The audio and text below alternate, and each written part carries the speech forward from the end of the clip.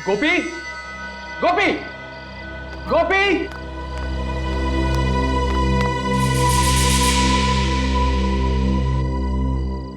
गोपी, गोपी, जी साहब, गोपी,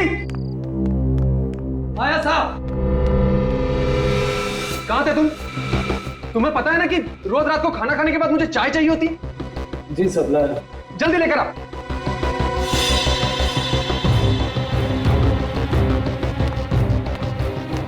कभी कभी तुम्हें क्या हो जाता है दीपक? तुम्हें पता है ना कि गुस्सा करते हुए तुम बिल्कुल अच्छे नहीं लगते।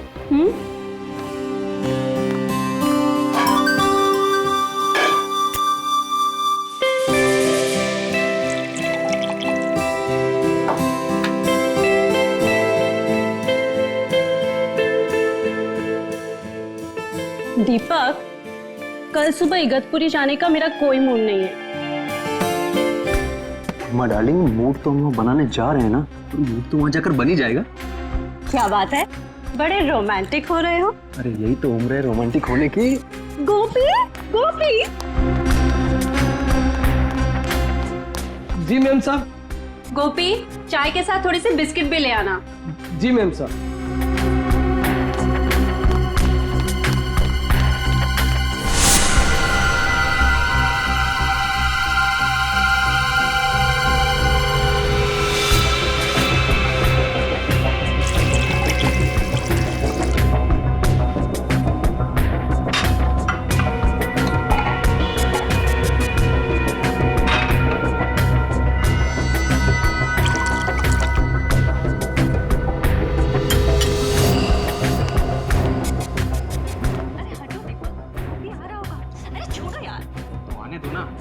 शादी की है मैंने तुमसे, कोई भगा के थोड़ी लाया हूं।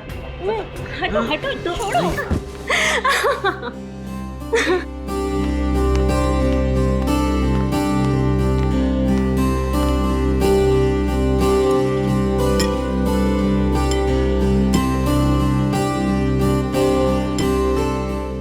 गोपी, तुम्हारी इलायची वाली चाय का तो कोई जवाब ही नहीं, और तुम्हारी जैसी चाय ना दुनिया में कोई नहीं बना सकता। ए सुनो, अभी तुम अपने कमरे में जाओ। कल सुबह में जल्दी उठा देना, हमें 6 बजे निकलना है। जी सर। जाओ।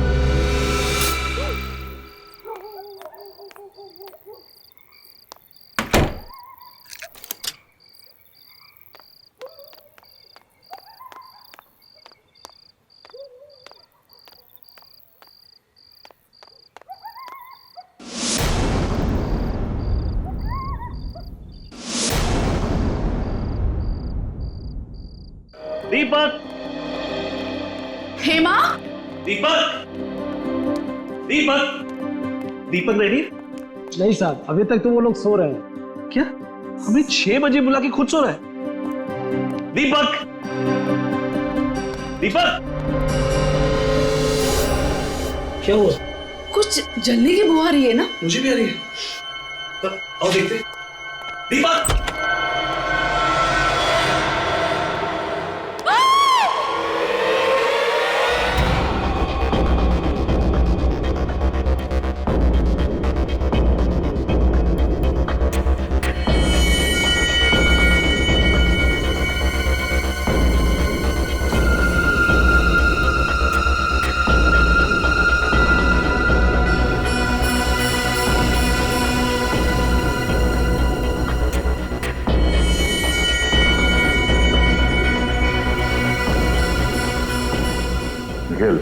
सर, जरा उस सर्वेंट गोपी को बुलाओ। सर।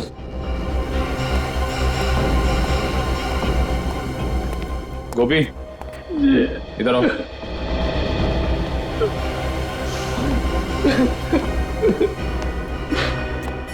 सुनो, जरा अंदर चलो। सर।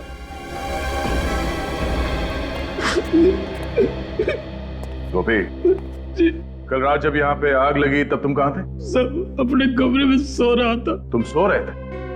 तुम्हारे साहब और मेम साहब यहाँ पे चीख रहे थे, चिल्ला रहे थे और तुम खर्राटे मार रहे थे। ऐसी कौन सी नींद है तुम्हारी जो इनके चीखने पे या आग के धुएं से नहीं खुली? अरे नहीं सर, हमारा कमरा वहाँ नीचे है ना, वहाँ धुआं नहीं पहुंचा इसलिए।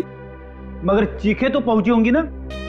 कान में रुई डाल के सो रहे थे क्या? अरे नहीं सब चिकन नहीं सुनाई थी, नहीं भाग के ना अपने साहब को बचाता ना, वो तो थोड़ी सी पी ली।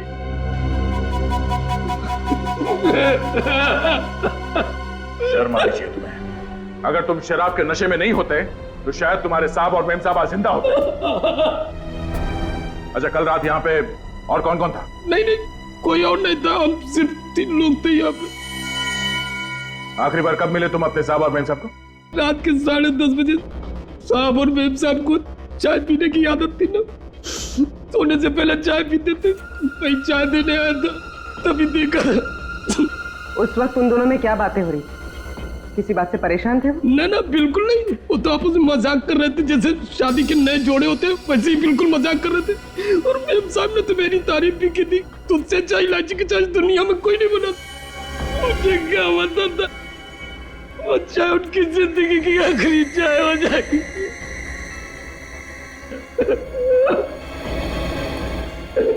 कमाल है, इस कमरे में आग लगी पर पलंग और गद्दे के अलावा यहाँ पे और कुछ नहीं जला।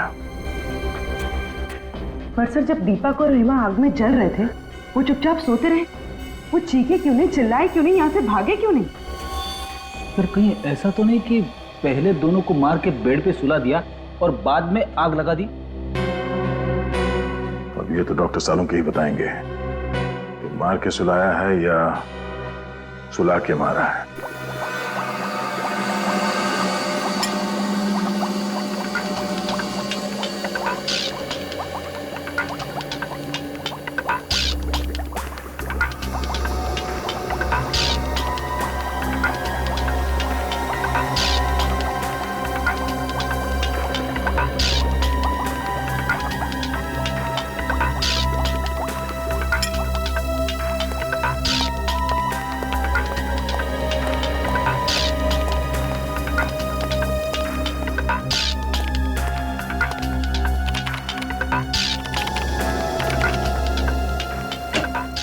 हाँ अभिजीत भाई, तुम लोगों का अंदाजा एकदम सही था। ये दीपक और हेमा वाकई इस हालत में नहीं थे कि अपने आप को आग से बचा सके। मतलब दोनों जख्मी थे? नहीं ब्रेडी, जख्मी तो कतई नहीं थे, क्योंकि ना तो इन दोनों के शरीर पर गोली का निशान था, ना किसी चाकू का निशान था, और ना ही किसी और तरीके की चोट का निशान था। तो फिर इन्होंने अपने आप को बचाने की कोशिश क्यों नहीं की? गैरी हैथर की वजह से। गैरी हैथर? ये क्या है डॉक्टर साहब? पूर्वी एक किस्म का केमिकल होता है जो अधिकतर एनेस्थीसिया या बेहोश करने की दवाइयों में मिलाया जाता है, और वही गैरी हैथर मुझे इन लोगों की चाय में मिला। ओह, तो जब आग लगी थी तो दोनों बेहोश थे? बिल्कुल, इसलिए बेचारे ना तो चिल्ला सके और ना ही भाग सके। हाँ आओ बताता हूं।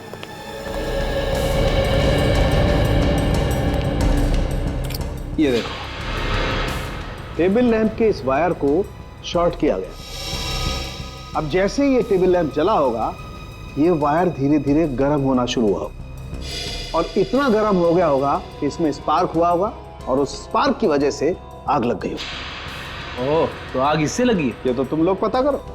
आग कैसे भी लगी हो डॉक्टर साहब, लेकिन ये तो पक्का है कि दोनों का खून हुआ है। एक मर्डर है। खूनी को मालूम था कि दोनों रात में सोने से पहले चाय पीते, इसलिए चाय में उसने बेहोशी की दवा मिला दी और दोनों को बेहोश कर दिया। कुछ देर के बाद शॉर्ट सर्किट हुआ और आग लग गई। सर घर का नौकर गोपी कह रहा था कि रात को 10:30 बजे चाय देने के बाद वो अपने कमरे में सोने चला गया था। रात को मेन गेट उसी ने बंद किया और फिर सुबह उसी ने खोला। सर तो कहीं ये सब गोपी ने तो नहीं किया?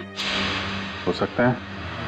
मुझे लग रहा है कि ये काम अकेले गोपी के बस का नहीं है, कोई और भी है जो इसके साथ मिला हुआ है। पहले एक काम करते हैं, दीपक और हेमा इनकी पूरी डिटेल्स निकालते हैं। जी हाँ, वो सारी डिटेल्स मुझे जल्दी से जल्दी चाहिए। Thank you sir. ये रही दीपक की जन्म कुंडली। Very good. पिछले 6 महीनों में उस पर 2 बार हमला हो चुका है, पर किस्मत से वो दोनों बार बच निकला।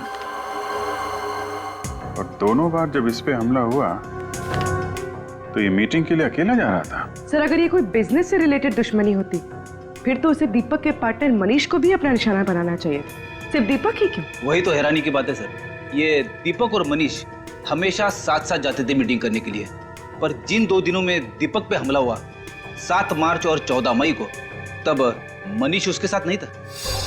मनीष कैसे साथ होता? दीपक की मौत से सबसे ज्यादा फायदा होगा मनीष को, और दीपक के घर बिना रोक टोक कौन आ जा सकता है? मनीष। दीपक सोने से पहले चाय पीता था, यह बात किसको मालूम होगी? गोपी और मनीष को। सर दीपक मेरा बिजनेस पार्टनर ही नहीं बल्कि मेरा दोस्त था, दोस्त नहीं बल्कि मेरे भाई जैसा था। अगर दीपक तुम्हें इतना ही प्यारा था तो उसका खून क्यों करवाया तुमने?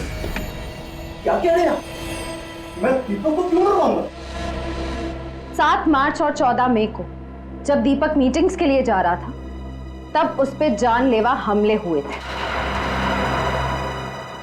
थे या नहीं? जी हुए थे।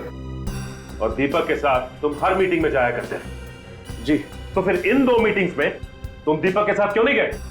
शायद मेरी किस्मत अच्छी रही। तुम्हारी किस्मत अच्छी नहीं, बल्कि ये दोनों हमले तुम्हें करवाए। लेकिन सर मैं ऐसा क्यों करवाऊंगा? क्योंकि दीपक के मरने से सबसे ज्यादा फायदा तुम्हें होने वाला, ये सारा बिजनेस तुम्हें मिल जाता, तुम इसके अकेले मालिक बन जाते। वो तो दीपक नहीं मरता तब भी मैं मालिक बन जाता। क्या मतलब?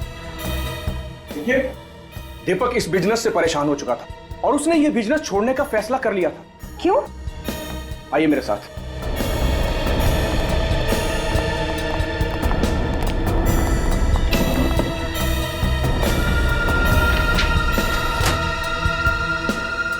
दीपक बिजनेस इनकी वजह से छोड़ रहा था।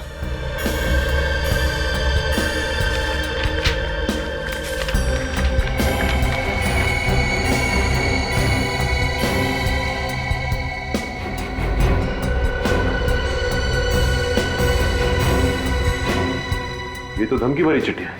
ये चिट्ठियां कौन भेजता था? पता नहीं सर, है कोई गुंडा जो हर महीने हमसे 5 लाख रुपए मांगता था और कहता था अगर पैसे नहीं दोगे तो 5 लाख टुकड़े कर दूंगा। तुमने पुलिस में रिपोर्ट नहीं लिखवाई? नहीं सर, दीपक इन चीजों की परवाह नहीं करता था और वो इस दादागिरी के सख्त खिलाफ था, और मुझे भी वो पैसे देने से मना करता था। ये चिट्ठियां आती कैसे थी? कभी गाड़ी के कांच पर लगी हुई मिलती थी तो कभी ऑफिस के दरवाजे के नीचे मिलती थी। अरे साहब, आप लोग ये क्या कह रहे हैं? साहब की चाय में बेहोशी की दवा क्यों मिलाऊंगा आखिर में? ताकि दीपक और हेमा सोते रहे, कमरे में लगी आग से वो खुद को बचा ना पाए। इतनी घिनौनी हरकत तुम सपने में भी नहीं कर सकते। और साहब के साथ नमक हरामी करने से पहले हम अपनी जान न दे देते। समझ कर रखे आप लोग। देख, ये सब बातें किताबों में अच्छी लगती हैं, और सच तो ये है थोड़े से पैसे के चक्कर में तेरा ईमान टकमका गया। तूने अपने साहब और मेरे साहब की जान ले ली, समझा? अरे झूठे साहब, ये झूठे। किसने दिए थे तुम्हें पैसे ये सब करने के लिए? बताओ। किसी ने नहीं दिए सब। तो फिर तुमने चाय में वो नशे की दवाई क्यों मिलाई? हाँ, लैम्प के साथ छेड़खानी क्यों की तुमने? बोलो, शॉर्ट सर्किट क्यों किया? उस लैम्प को मैं क्या छूंगा? मैं कैसे छेड़खानी कर सकता हूँ उसको? मुझे तो वो बाथरूम का जो पानी गर्म करने वाला होता वो भी चलाना नहीं आता, तो इसको क्या छूंगा सर? इस घर में सिर्फ 3 लोग रहते, दीपक, हेमा और तुम, जिनमें से 2 मर चुके हैं, तो बचे सिर्फ तुम। नहीं, कल एक आदमी और आया था, उसने लैब के साथ छेड़खानी की होगी, उसने छुआ होगा। कौन आया था? वो बिजली वाली दुकान में जो होता है ना, क्या कहते हैं? इलेक्ट्रिशियन वाला? हाँ, इलेक्ट्रिशियन। कितने बजे आया था? 7, 7:30 बजे। किस लिए आया था? वो बोला था कि हाँ, साहब के कमरे का एसी ठीक करना। अच्छा, तुमने बुलाया था उसे? नहीं, मैंने नहीं बुलाया था। तो फिर किसने बुलाया? साहब ने बुलाया होगा। तुमने उसे यहाँ से बाहर जाते हुए देखा? नहीं साहब, वो उस समय तुम्हें किचन में था, कब चला गया पता ही नहीं चला। इसका मतलब सर वो इसी घर में कहीं छुपा हुआ था। हाँ, और उसी ने मौका मिलते चाय में नशीली दवाई मिलाई और स्लैम का शॉर्ट सर्किट कर दिया। मिल गया। 59 गीता मार्ग, बलवंत नगर। हाँ सर, इस एड्रेस पर कल हमारा इलेक्ट्रिशियन भोपाल गया था सर। गोपाल को बुलाओ। मगर आज तो काम पर आया नहीं सर। तो फोन करके जल्दी बुलाओ उसे, जरूरी बात करनी है। सर मैं सुबह से कई बार ट्राई कर चुका हूँ, लेकिन उसका फोन स्विच ऑफ आ रहा है। लगता है उस बेचारे की तबीयत ठीक नहीं है। बेचारा? कोई बेचारा नहीं है वो, 2 फोन किए उसने। क्या?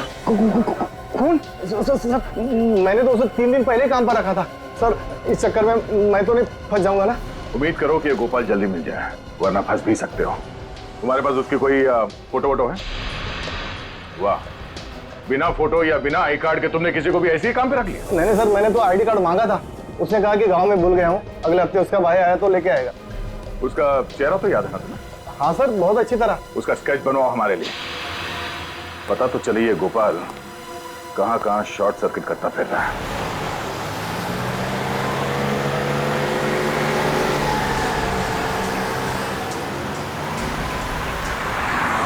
सर उस इलेक्ट्रिशियन ने बहुत लंबी चौड़ी प्लानिंग की दीपक और हेमा को मारने। सर ना सिर्फ उसने उनके लैम्प के तार के साथ छेड़खानी की, बल्कि उनके चाय में बेहोशी की दवा भी मिला दी। मुझे तो लगता है कि एसी ठीक करने के बाद भी वो घर से गया ही नहीं होगा, वहीं पे कहीं छुप के बैठा होगा, इंतजार कर रहा होगा कि कब वो दोनों वापस आएंगे और कब वो उनकी चाय में वो बेहोशी की दवा मिलाएगा। पर यह बात तो सिर्फ दीपक का नौकर गोपी ही जानता था कि उन दोनों को रात में चाय पीने की आदत है। सर मुझे तो लगता है ये गोपी भी इस जुर्म में शामिल है, क्योंकि सर बिना किसी अंदर वाले की मदद के ये गुनाह कर पाना थोड़ा मुश्किल लगता है सर। गुनाह किसी अंदर वाले ने किया है या किसी बाहर वाले की मदद से किया गया है, ये तो स्केच की पहचान होने के बाद ही पता चलेगा। हाँ श्रेया, अच्छा उस इलेक्ट्रिशियन का स्केच है हमारे क्रिमिनल रिकॉर्ड में? क्या नाम है उसका? ओके ठीक। हाँ बोलो। अच्छा ठीक। सर वो इलेक्ट्रिशियन गोपाल एक तनुज नाम का पुराना मंझा हुआ अपराधी। तनुज? और वो धमकी भरे खत, उसका कुछ पता चला? हाँ सर, उन पे लगे हुए इंग्लिश के निशान बताते कि वो रंगा नाम के मुजरिम थे। सर इस रंगा का भी पुराना रिकॉर्ड है, बिल्डर्स बिजनेसमैन वगैरह को धमका के पैसे लेते। तब ये तनुज रंगा के लिए काम कर रहा है। और सर रंगा ने शायद उन दोनों को इसीलिए मरवा दिया क्योंकि दीपक ने उसे पैसे देने से इनकार कर दिया। लेकिन सर हम इस रंगा तक पहुंचेंगे कैसे, क्योंकि हमारे पास इसका कुछ अता पता भी नहीं है। निखिल, चूहे को बिल से बाहर निकालने का सबसे अच्छा तरीका क्या है जानते हो? क्या है सर? चूहे के बिल के बाहर रोटी का टुकड़ा फेंको और आराम से बैठ के तमाशा देखो। इस रंगा नाम के चूहे को बाहर निकालने के लिए रोटी खिलाएगा मनीष, दीपक का पार्टनर मनीष।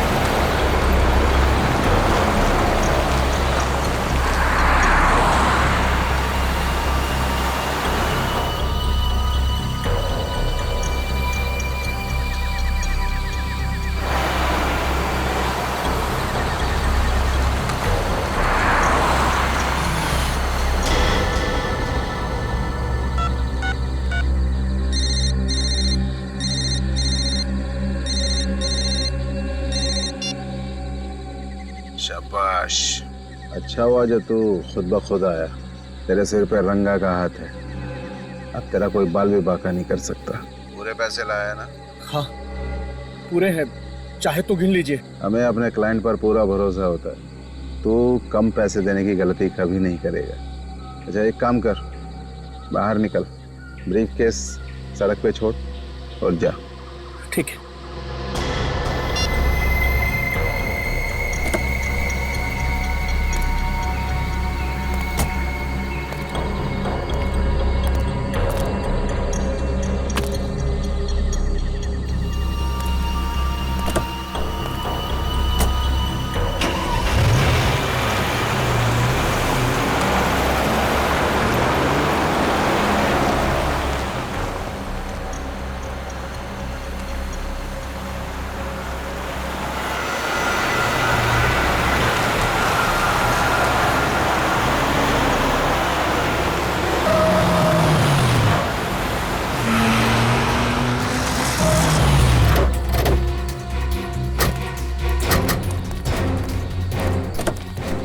निकल। सीआईडी धोखा किया उसने मेरे साथ, छोड़ूंगा नहीं मैं उसको। सीआईडी के सामने धमकी देता है। विनीत, गाड़ी में से बैग निकालो। जाने दो मुझे, रंगा नाम है मेरा, रंगा। मेरा नाम से ही पत्ते थर थर कांपते हैं। और मेरा नाम दया है। मेरा नाम सुन के मुजरिम सूखे पत्ते बन जाते हैं। साहब मुझे माफ कर दो साहब। साहब अब शेर है, मैं चूहा हूँ साहब। मेरा आपका मुकाबला है साहब। दीपक को क्यों मारा? दीपक को मैंने नहीं मारा साहब। मैं दीपक को क्यों मारूंगा साहब? क्योंकि उसने तुम्हें पैसे देने से इनकार कर दिया था। उसके मरने के बाद भी मुझे पैसा कहाँ मिला साहब? मैं तो छोटा मोटा गुंडा हूँ, तो छोटी मोटी धमकी देता हूँ, पैसे ऐडता हूँ साहब। खून करने की तो मैं सोच भी नहीं सकता साहब। झूठ मत बोल। तू जानता था कि दीपक को मारने से बाकी बिजनेस वालों के दिलों में तुम्हारे नाम का डर बैठ जाएगा, इसलिए तुमने अपने साथी तनुज को वहां भेजा इलेक्ट्रिशियन बना के। सोच समझ के लंबी चौड़ी प्लानिंग की थी तुमने खून करने की, क्यों? मगर साहब तनुज अब मेरे साथ काम नहीं करता। एक महीना हो गया उसे मेरी गैंग छोड़े हुए। तो फिर ये तनुज किसके साथ काम करता है? मुझे नहीं पता साहब। हाँ, वो कह रहा था कि वो अपनी खुद की गैंग बनाएगा साहब। कहीं इस दीपक की मौत के पीछे इस तनुज की गैंग का हाथ तो नहीं है?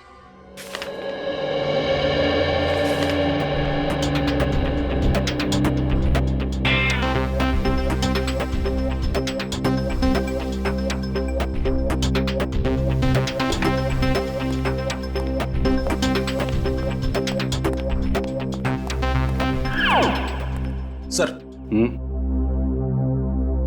आपने कभी कबड्डी खेली है? कबड्डी? कबड्डी? हाँ, कॉलेज के दिनों में तो बहुतों को चित किया हमने। पर ये सवाल पूछ क्यों रहे हो? कुछ मैच वैच होने वाला है क्या? अरे नहीं सर, दरअसल बात यह है कि तनुज को लेकर मेरे दिमाग में कुछ सवाल आपस में कबड्डी कबड्डी खेल रहे हैं, और जब तक उन सवालों के जवाब मुझे मिल नहीं जाते तब तक मेरी सांस अटकी रहेगी। अच्छा, चलो बताओ, कौन से सवाल है जो तुम्हारे पेट में उछल कूद रहे हैं? पहला सवाल तो ये कि अगर तनुज रंगा की गैंग में है ही नहीं तो फिर उसने ये जुर्म क्यों किया? ना तो दीपक के घर से पैसे चोरी हुए और ना ही उसकी तनुज के साथ कोई पुरानी दुश्मनी थी। दुश्मनी तनुज की नहीं फ्रेडी, किसी और की थी। कोई तो है जिसे दीपक की मौत से बहुत बड़ा फायदा पहुंचने वाला है, उसने ये सब करवाया है। सर एक अजीब सी बात पता चली। हाँ? क्या बात है? सब परसों हाईवे नंबर 47 पे एक एक्सीडेंट हुआ था किसी नरेश का। उसमें भी हस्बैंड और वाइफ दोनों जलकर मर गए थे। अच्छा, उनका इस केस से कुछ लेना देना है? हाँ सर, 4 बातें एक जैसी इन दोनों केसेस में। पहली, नरेश की भी दीपक की तरह नई नई शादी हुई थी। दूसरी, नरेश और उसकी वाइफ दोनों ने खुद को आग से बचाने की कोशिश नहीं की। और तीसरी बात सर, उन दोनों की बॉडी में से भी वही कैरी हैथर नाम का केमिकल पाया गया जो इंसान को बेहोश कर देता है। और चौथी बात? चौथी और सबसे अहम बात सर, नरेश भी दीपक की तरह अमीर सक्सेसफुल बिल्डर था। बिल्डर? हाँ। है कौन ये सिर्फ बिल्डर लोगों को ही निशाना बना रहा है? इस नरेश और उसकी बीवी की बॉडीज कहाँ हैं? सर उन दोनों की बॉडीज पुलिस मॉर्ग रूम में है। एक काम करो, बॉडीज को फोरेंसिक लैब भिजवा दो। सर नरेश कुमार, इनके घर वालों से भी मिलना पड़ेगा। हमारी तो कुछ भी समझ में नहीं आ रहा है साहब कि खूनी कौन होगा। मेरे बेटे की तो किसी से दुश्मनी भी नहीं थी साहब, किसी से दुश्मनी नहीं। और आपकी बहू प्रीति की? वो बेचारी तो यहाँ ज्यादा किसी को जानती तक नहीं थी, कनाडा में ही पली बड़ी थी। तो क्या उसने शादी के बाद यही रहने का मन बना लिया था? नहीं, बल्कि नरेश ने अपना बिजनेस छोड़ के प्रीति के साथ कनाडा जाके सेटल होने का प्लान बनाया था। यानी नरेश भी अपना बिजनेस छोड़ना चाहता था, बिल्कुल दीपक की तरह। अच्छा, ये नरेश अपना बिजनेस क्यों छोड़ना चाह रहा था? कुछ मालूम है आप लोगों को? वो हमसे बिजनेस की बातें शेयर नहीं किया करता था। तो क्या पिछले कुछ दिनों में वो परेशान था या उसे किसी तरह की धमकियां मिल रही थी? धमकियों का तो पता नहीं, लेकिन कुलभूषण की वजह से वो बहुत परेशान था। कुलभूषण की वजह से? ये कुलभूषण कौन है? वो एजेंट जो मेरे बेटे को कनाडा जाने के लिए वीजा का इंतजाम कर रहा था साहब। लाखों रुपए ऐंठ लिए उसने, लेकिन वीजा नहीं दिला पाया। ये वीजा ना दिलवा पाने पे क्या उसने आपके पैसे लौटाए? बिल्कुल नहीं, बल्कि धमकियां और देकर गया कि अगर आप दोनों सलामती चाहते तो पैसों को भूल जाओ। तो आप लोगों को पुलिस की मदद लेनी चाहिए थी ना? लेना तो चाहता था, पर डरता था कि कहीं बहू फंस न जाए। लेकिन आपकी बहू कैसे फंस सकती है? क्योंकि प्रीति ने नरेश को कुलभूषण से मिलवाया था। आपकी बहू प्रीति ने? तो क्या प्रीति कुलभूषण को पहले से जानती थी? हाँ, प्रीति कुलभूषण को बहुत अच्छे से जानती थी, बहुत पहले से। और उसने कहा था कि उसकी फैमिली का वीजा कराने में भी कुलभूषण ने उसकी मदद की थी। हम आपके बेटे और बहू की फोटो देख सकते हैं? वो दूसरे वाले घर पर है साहब। मेरे बेटे नरेश की मौत के बाद मेरा वहां पर मन नहीं लगता था साहब, इसलिए हम लोग यहाँ पर आ गए। लेकिन फिर भी साहब, मैं आज शाम तक आपको फोटो भिजवा देता हूँ। थैंक्स। लगता है हमें भी कनाडा का वीजा लेना पड़ेगा इस कुलभूषण से।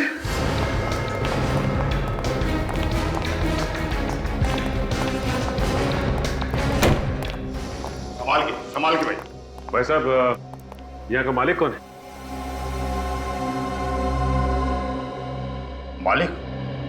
मालिक तो आपके सामने खड़ा है। तो आप हैं कुलभूषण? कुलभूषण मेरा किराएदार था जी, आज ही दुकान खाली करके चला गया। कुलभूषण चला गया? अरे चला क्या गया जी, मैंने उसे निकाल दिया। बहुत शिकायत थी उसके खिलाफ कि वो शराफत की आड़ में बहुत गैरकानूनी काम करता है। भाई साहब, ठीक तरह से निकालिए, कभी भी आ जाएगा, कहेगा मेरा फोटो खराब कर दिया। भाई साहब, ये बताइए कि आपके पास उसकी फोटो तो होगी ना? फोटो तो मेरे पास है, और मैं आपको क्यों दिखाऊं? क्यों?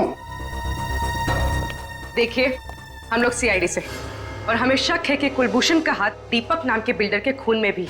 वो दीपक कुमार जो 2 दिन पहले अपने घर में जलकर मर गया था? जी हम उसी की बात कर रहे हैं। एक मिनट। ये वो एग्रीमेंट है जिससे दुकान को मैंने किराए पर दिया था। मैं उससे सिग्नेचर करवाने लाया था। उसका फोटो इसमें है, देखिए।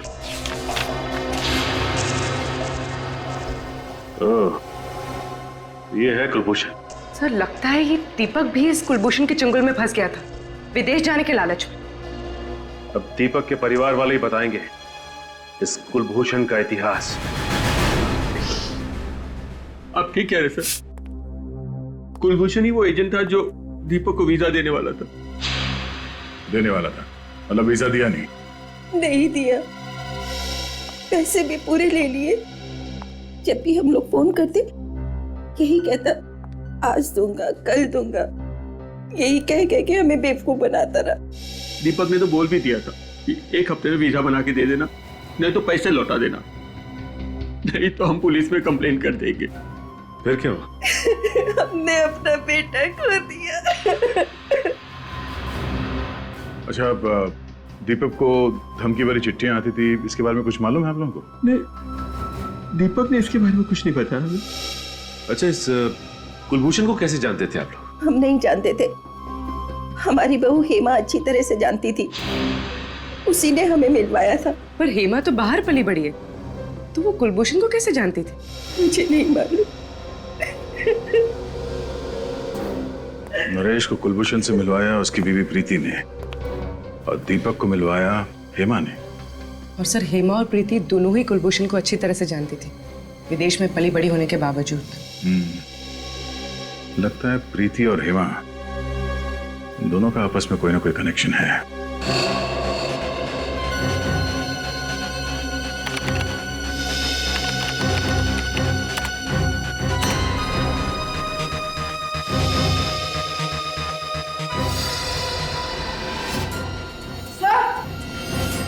हाँ बोलो। सर, ये कुलभूषण नहीं है, इसका असली नाम रणदीप है। रणदीप? ओह, ये तो पुराना पापी है। इतने सारे केसेस हैं इसके ऊपर, 420 के। हाँ सर, ज्यादातर घपले इसने लोगों को विदेश ले जाने का झांसा देकर किए हैं। अमेरिका, इंग्लैंड, कनाडा, ऑस्ट्रेलिया का परमानेंट वीजा दिलवाने का झूठा वादा करके ये लोगों से लाखों रुपए ऐंठता था। और इसके आखिरी 2 शिकार थे दीपक और नरेश। मगर सर, इस रणदीप ने तो कई सारे लोगों को चुना लगाया होगा, तो फिर इसने दीपक और नरेश की जान क्यों ली? शायद उन दोनों को रणदीप की असलियत के बारे में पता चल गया होगा, इसलिए रणदीप ने तनुज की मदद से दोनों को रास्ते से हटा दिया।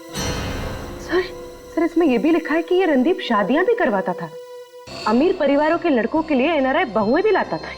अच्छा, एनआरआई शादियां? ये इस रणदीप की एक और तरकीब होगी लोगों को फंसाने की। सर, लगता है ये रणदीप उन्हीं लोगों को अपने जाल में फंसाता होगा जिन्हें या तो विदेश जाने का चस्का है या फिर विदेश में रहने वाले भारतीय लोगों से शादी करने का। हम अगर हेमा इस रणदीप की इतनी तारीफ क्यों कर रही थी? दीपक के माता पिता ने बताया था ना कि कुलभूषण हेमा को काफी सालों से जानता था। पर सर दीपक के माता पिता तो ये भी कह रहे थे कि हेमा ऑस्ट्रेलिया में पली बड़ी है, फिर इसका इंडिया में रहने वाले 420 रणदीप से पाला कैसे पड़ गया? और नरेश के माता पिता भी कह रहे थे कि उनकी बहू प्रीति काफी सालों से कुलभूषण को जानती थी। सर, इस रणदीप ने पहले हेमा और प्रीति को अपने जाल में फंसाया और फिर उनके जरिए दीपक और नरेश को अपना शिकार बनाया।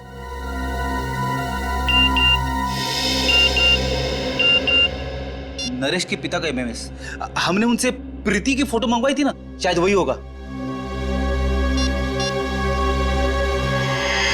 हाँ सर, ये प्रीति है। सर ये तो हेमा है। ये इसका मतलब हेमा और प्रीति दोनों एक ही हैं। ये क्या चक्कर है?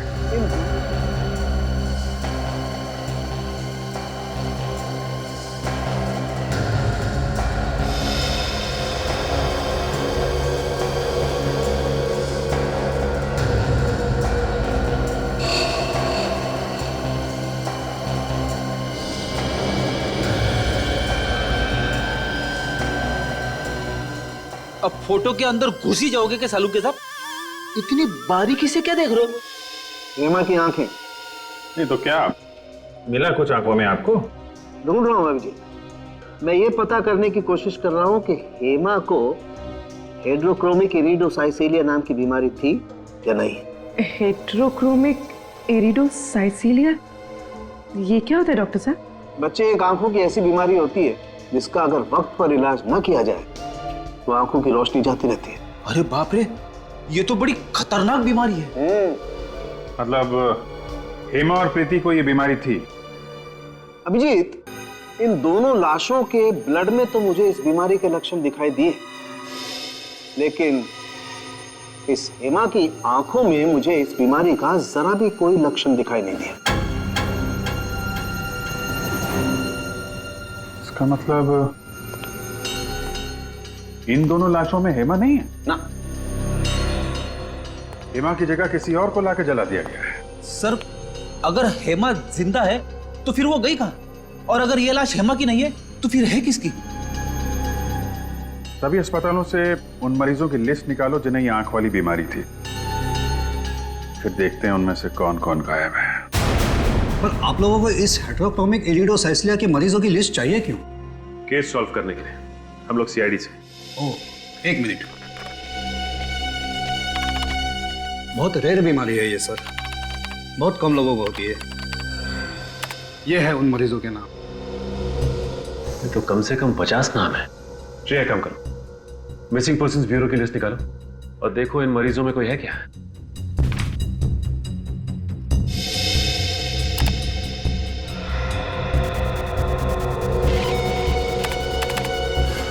सर, आभा का नाम है इसमें। सर, गौरी का भी है। एक की उम्र 24 साल और दूसरे की 26। ये देखो, दोनों की हाइट 5 फुट 3 इंच, बिल्कुल हेमा के जितनी। और इन्हें दूर से देखकर कोई कह ही नहीं सकता कि ये हेमा नहीं है। सर मतलब हेमा की जगह इन दोनों की लाश रखी गई। लाश? जी हाँ, लाश। हमें शक है कि आभा और गौरी, इन दोनों का खून हो गया है। ये तो बहुत बुरा हुआ सर। भगवान इन दो मासूम बच्चियों के साथ ऐसा कैसे कर सकता है? ये दोनों तो अपना इलाज कराने के लिए विदेश भी जाने वाली थी। विदेश जाने वाले थे? अब बात समझ में आई। इसका मतलब ये दोनों लड़कियां कुलभूषण से मिलने गई थी वीजा के लिए। और जैसे ही कुलभूषण ने इन दोनों लड़कियों को देखा कि ये दोनों हेमा जैसी दिखती है, उनका काम तमाम कर दिया उसने। श्रेय, काम कर। जरा देखो इस लिस्ट में किसी का प्रोफाइल मैच करता है। सर,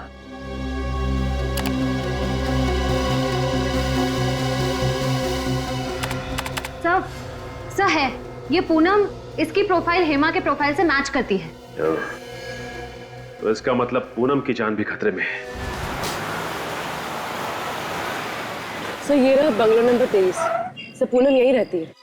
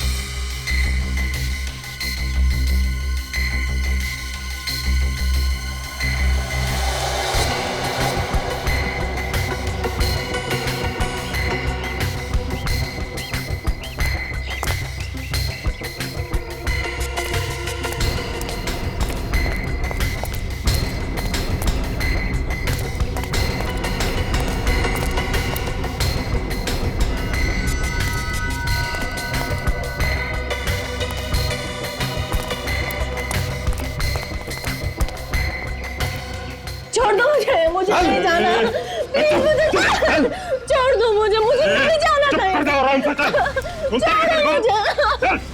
छोड़ दो। तो रणदीप और तनुज है।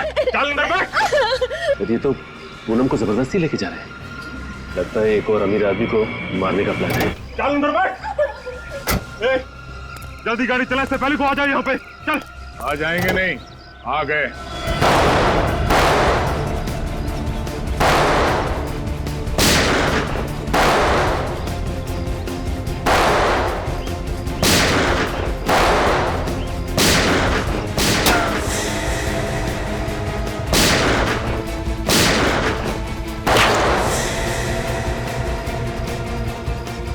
विनीत, कवर करो मुझे। Yes sir.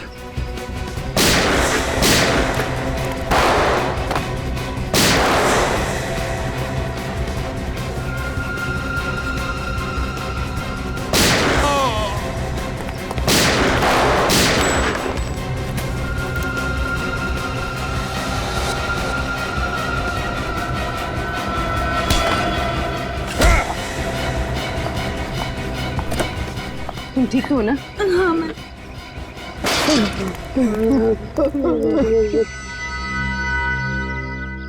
मेरी भतीजी वो चुन चुन कर अमीर लोगों को फंसा कर शादी करते और मैं उन्हें वीजा का लालच देकर लाखों रुपए ऐंठ लेता था। और जब तुम लोगों को महसूस हुआ कि ये मुर्गी और सोने के अंडे नहीं देगी, तो तुम लोगों ने दो दो खून कर दिए, एक लड़के का और उन मासूम बेचारी लड़कियों का जिन्हें आंखों की बीमारी है। हाँ? ये सब रणदीप का प्लान था। मैं तो सिर्फ सुपारी लेकर खून करता हूँ। तुम्हारा अगला शिकार कौन है? कौन किसका करने वाला है? गौरव कौन? मशहूर बिजनेसमैन गौरव विक्रांत। वो इस वक्त हेमा से शादी कर रहा है। कहाँ है ये शादी? ये शादी कहाँ है?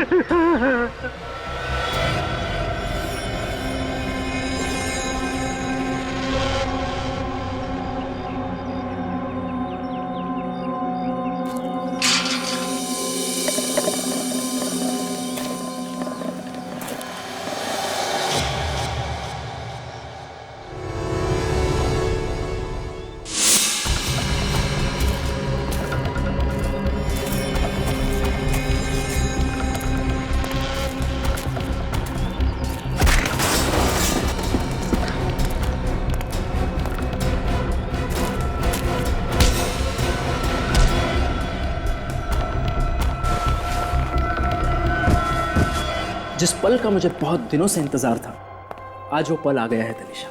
तुम्हें पता है, तुमसे शादी करना मेरी जिंदगी का सबसे अहम फैसला है। गलत। गलत? सबसे सही फैसला तो ब्राजील जाने का है ना गौरव? गौरव ब्राजील जाए या ना जाए, तुम जरूर जाओगी जेल।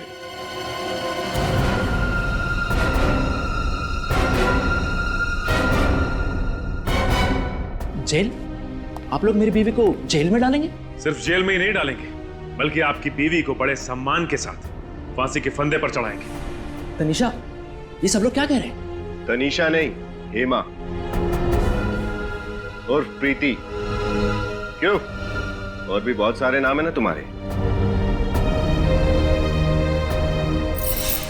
जाने दो मुझे, ए, वरना अगले 5 सेकंड में इस कबूतर का भेजा फर्श पे पड़ा होगा। तनिषा, ये क्या कर रही हो तुम? तुम मुझ पर गन डाल रही हो? अपने पति को जान से मारोगी तुम? सॉरी गौरव, वैसे भी तुम्हारी जीवन रेखा कम थी, लेकिन अब सीआईडी के आने से और कम हो गई है। 1 2 3 4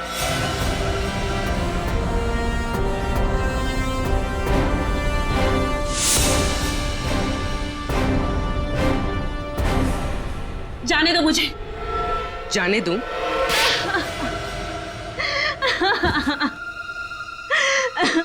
हम जानबूझकर वही परिवार ढूंढते जिन्हें एनआरआई बहू चाहिए थी, और फिर उन परिवारों का विश्वास जीतकर उनके साथ विश्वासघात करते हो तुम लोग। मैं चाचा जी को कुलभूषण बनाकर अपने ससुराल वालों से मिलवाती और खुद एक अच्छी बहू बनने का नाटक करती रहती। शादी जैसे पवित्र बंधन का गलत इस्तेमाल करके तुमने बहुत ही भयानक गुनाह किया है। तुम्हें तो फांसी ही होगी।